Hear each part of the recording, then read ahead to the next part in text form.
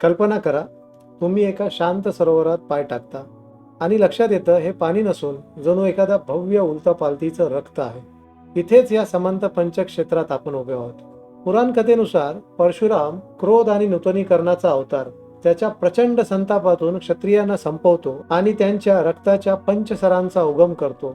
याच रक्तसरसमध्ये तो पितृ तर्पण करतो. डोळ्यांसमोर ठेवा, परशुराम आपल्या वडिलांना, रुचिक आणि इतर पितरांना आवाहन करतो आणि प्रत्यक्षात ते हजर होतात. त्यांच्या स्वरात काळजीचे कंपन. पुत्रा, शांत हो. अर्घोषाच्या प्रकाशात जणू प्राचीन ब्राह्मणांचे वस्त्र सळसळतात आणि त्यावेळच्या धर्मशक्तीची वीण पुन्हा जुळवली जाते असं वाटतं. परशुरामाची कृती फक्त सूड नव्हती, ते होतं कर्मशुद्धीचं अद्वितीय यज्ञ. युद्ध हे यज्ञ, रक्त हे तर्पणजल. तो केवळ संहार करता नव्हता, तर गूढ ब्राह्मण स्वतःच्या कर्माची वेदना अर्पण करणारा पुजारी होता. या तीरांवर चालताना त्या कर्म रसायनाचा उरलेला सुगंध अजूनही जाणवतो. इथे हिंसा आणि पुनर्निर्मिती या विरोधाभासांचा अद्भुत संगम आहे. आज या तळ्यांना रक्ताचा लाल रंग उरलेला नसला तरी त्यांच्या गोष्टीतली स्फूर्ती शिल्लक आहे. समंत पंचक म्हणजे जिथे कर्माचे हिशेब लिहिले जातात आणि पुन्हा लिहिले जातात. कल्पना करा, या पाण्यात हात घातल्यावर कित्येक जन्मांचं वजन हातात येईल. प्रत्येक थेंब म्हणजे नैतिक कर्माचा हिशोबच. ही भूमी अजूनही परशुरामाच्या पितृऋणांच्या मंत्रांनी गुंजते. जणू सांगते, कधी कधी धर्मस्थापनेसाठी सर्वात कठोर बलिदान आवश्यक असतं. ही जागा विचारायला लावते, एका मोठ्या चुकीचं समाधान मिळवण्यासाठी आपण किती दूर जाऊ शकतो. आणि न्यायाच्या पारड्यात तडजोड दिसत असताना एका पिढीचं रक्त दुसऱ्यांच्या पापाचं प्रायश्चित होऊ शकतं का? मग असा प्रश्न पडतो, जिथे अनेक युगांची गुंज ऐकू येते तिथे एका युगातील बलिदान दुसऱ्यातून पुन्हा झिरपतं आणि प्रत्येक कर्मकांड असं वाटतं की हे तर आधी घडलंय आणि अजूनही घडतंय. या सगळ्याचं शास्त्रीय स्पष्टीकरण काय असू शकतं? चलाच शास्त्राकडे वळूया. विशेषतः जिथे वेळ म्हणजे केवळ सरळ रेषा नाही असं मानलं जातं. पहिला सिद्धांत आहे ब्लॉक युनिव्हर्स सिद्धांत, इटर्नॅलिझम. सापेक्षतेनुसार भूत, वर्तमान आणि भविष्य तीनही क्षण एकाच वेळी अस्तित्वात असतात. वेळ फक्त आपला अनुभव आहे. खरं तर आपण एका स्थिर चौफेर कालमानात वावरतो. समंत पंचक म्हणजे असाच काल संग्रहालय, जिथे जुन्या काळातील कृती आजही पुनरावृत्त होतात, नवीन अर्थ मिळवतात. दुसरा सिद्धांत आहे समर्पण प्रतिध्वनी व रिच्युअल मेमरी लूप्स. नवीन मेंदूशास्त्र सांगतं, जे कर्म वारंवार त्या जागेवर पार पडतं ते मानवी स्मरण आणि संस्कृतीत खोलवर प्रतिध्वनित होतं. समंत पंचकाच्या तटावर तोच यज्ञ, तोच तर्पण वारंवार स्मरणात आणि कृतीत जिवंत राहतो. तिसरा सिद्धांत आहे क्वांटम सुपरपोजिशन आणि नैतिक संभाव्यता. जर निवडी एकाच वेळी अनेक शक्य अवस्थेत राहतात तर समंत पंचक म्हणजे जिथे धर्मच प्रोबॅबिलिटीने परीक्षित होतो.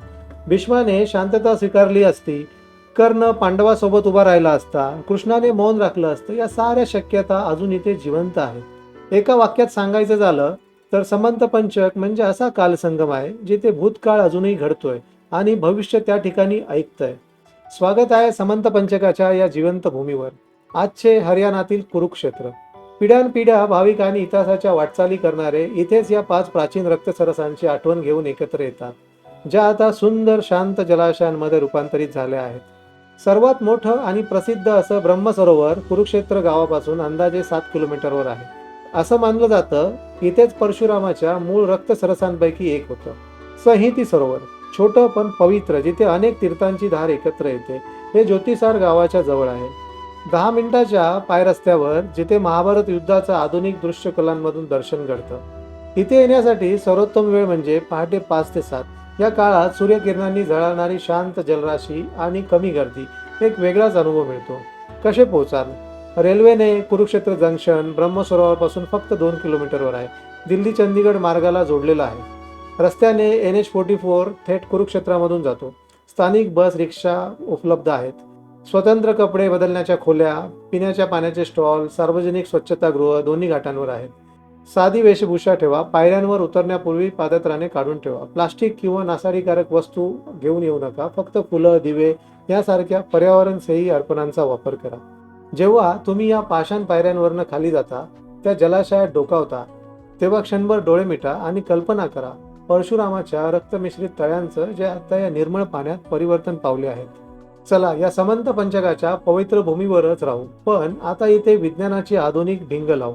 काळ, परिणामकारकता आणि स्मृतीच्या दृष्टीने.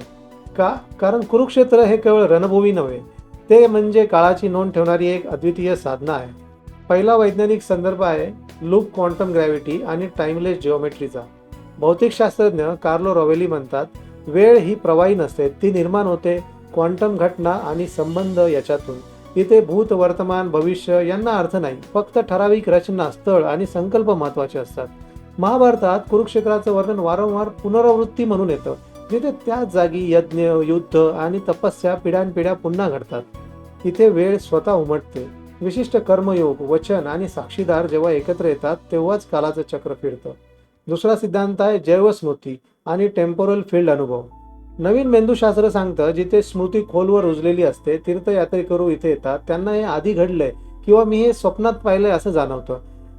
हा कुठला चमत्कार नाही, हा आपल्या मेंदूचा अनुभव जे वास्तू, आख्यायिका आणि पुनरावृत्त कर्मकांडांनी घडवतं.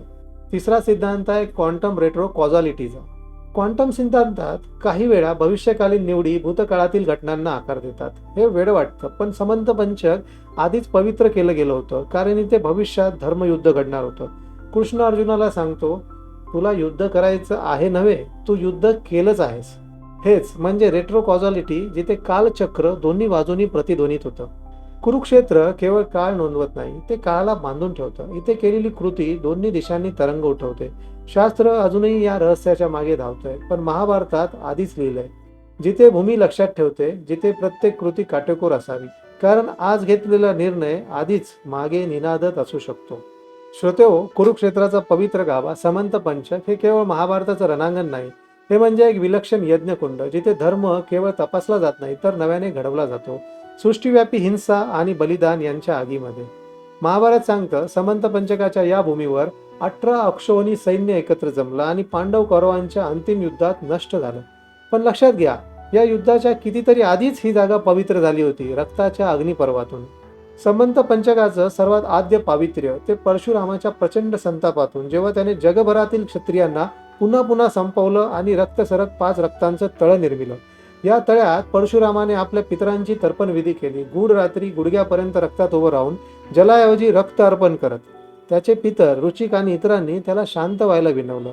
या क्रियेतूनच या भूमीला समंत पंचक, 5 रक्तयज्ञांचं क्षेत्र हे नाव मिळालं. म्हणून पांडव कौरव संघर्षाआधी समंत पंचक हे कर्म यज्ञ भूमी होतं. इथे बलिदान म्हणजेच यज्ञ.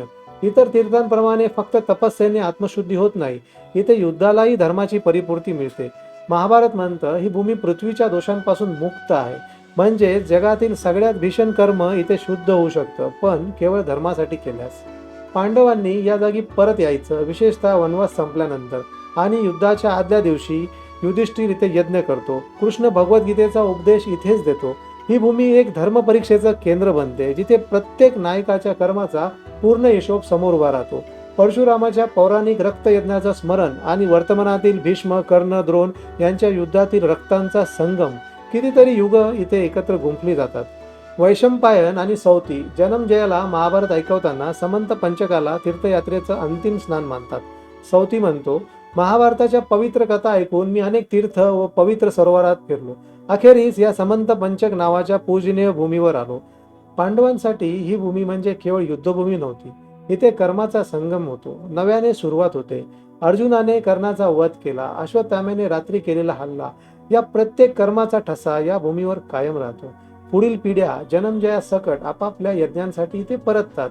ही जागा कायम सक्रिय राहते. तत्वज्ञानाच्या भाषेत समंत पंचक म्हणजे महाभारत विश्वाचा रिचार्ज पॉइंट, तीर्थांचं ताजंकरण. गंगेप्रमाणे शुद्ध करत नाही, गयाप्रमाणे बदली करत नाही, तर धर्माची दिशा पुन्हा लिहितं. जिथे इतर तीर्थ तपश्चर्येने गाठली जातात, तिथे समंत पंचक कृतीने, निवडीने आणि कर्मयज्ञाने गाठलं जातं. हे अन्य कोणत्याही तीर्थांसारखं नाही. इथे यज्ञ आणि युद्ध, भूत आणि भविष्य, पितर आणि वंशज सगळे एकत्र येतात, शुद्धीकरणासाठी नव्हे तर धर्मचक्र पुन्हा प्रोग्राम करण्यासाठी. आजच्या काळात हे क्षेत्र ब्रह्मसरोवर या नावाने ओळखलं जातं. डोळे बंद करा आणि कल्पना करा, त्या 5 रक्तलाल तळ्यांपैकी एकात पाऊल टाकताय. पूर्वजांचं कर्मशुद्धीचं ओझं तुमच्या खांद्यावरून सरकतंय असं जाणवतं का? एका तळ्यातून दुसऱ्या तळ्यात जाणाऱ्या लहरींचं अनुसरण करा. तुमच्या जीवनातील कोणते गुंतागुंतीचे धागे लहरींसारखे एकमेकांशी बांधले आहेत? परशुरामाच्या यज्ञातून हिंसा जशी वाहून गेली, तसंच आज तुम्ही कोणता रक्तशोध सोडू शकता? क्षमतेचा क्षण, नूतनीकरणाचा संकल्प किंवा दयाळूपणाची एक छोटीशी कृती. समंत पंचकाच्या या कर्मस्नानातून जुन्या पद्धती मागे टाका, नवा मार्ग निवडा. कारण तुमचं स्वतःचं पवित्र यज्ञ ते नेहमीच वाट पाहते आहे.